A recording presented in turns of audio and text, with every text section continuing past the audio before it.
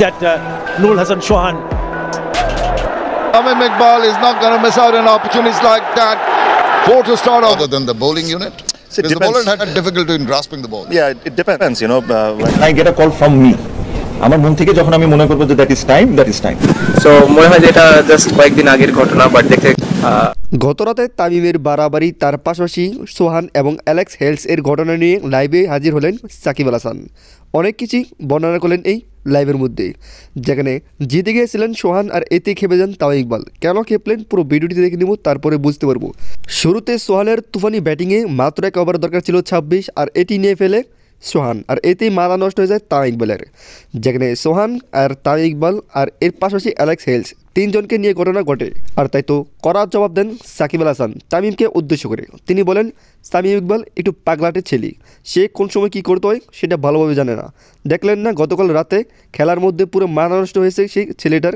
সে বিদেশি খেলোয়াড়কে কী উদ্দেশ্য করে বাজে মন্তব্য করছিল, আর এতে বাংলাদেশের বিপিএল একবারে মাটির সাথে মিশিয়ে দিয়েছে তামিম ইকবাল।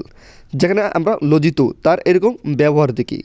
সে কোনোভাবেই বিপিএলের যোগ্য না, যোগ্য একজন ক্যাপ্টেন হতেই পারে না, কেননা বিদেশি খেলোয়াড়দেরকে সম্মান দিতে পারে না তামিম। আর তাই তো সবসময় তার সাথে আমার লেগেই থাকে। আর এর পরিপ্রেক্ষিতে গতকালের এই ঘটনা নিয়ে তামিম ইকবাল সাংবাদিকদের বলে, আমার যে যেটা সেটা আমি করব, আমার প্রতিবাদ আমি করব। সেখানে অন্য কেউ যদি আমাকে খেপিয়ে তোলে তাহলে আমি বলবই, কেননা বিদেশি খেলোয়াড়টি আমাকে বাজেভাবে উদ্দেশ্য করে কিছু বলছিল, আর এতে আমি খেপে যাই। আর মাঠের মধ্যে একবারে তাকে উদ্দেশ্য করে খুব বাজে মন্তব্য করি। আমি এই জন্য এগুলো করেছিলাম, সে আমাকে উদ্দেশ্য করে বাজে কিছু করেছিল, আর যেখানে আমি পুরো একবারে মাথা নষ্ট হয়ে যায়, আমি রেগে যাই। প্রিয় দর্শক, যেখানে বিদেশি খেলোয়াড়ের এরকম অবস্থা থেকে বরিশালের মালিক এবং অন্যান্য সকলে মিলে একবারে অবাক হয়ে যায় মাঠের মধ্যে।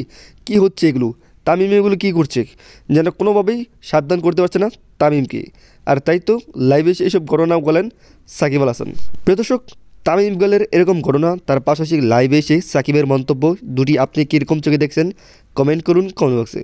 আর হ্যাঁ, আপনি যদি এই চ্যানেলটিতে নতুন হয়ে থাকেন প্লিজ এই চ্যানেলটি সাবস্ক্রাইব করে আমার পাশে থাকবেন।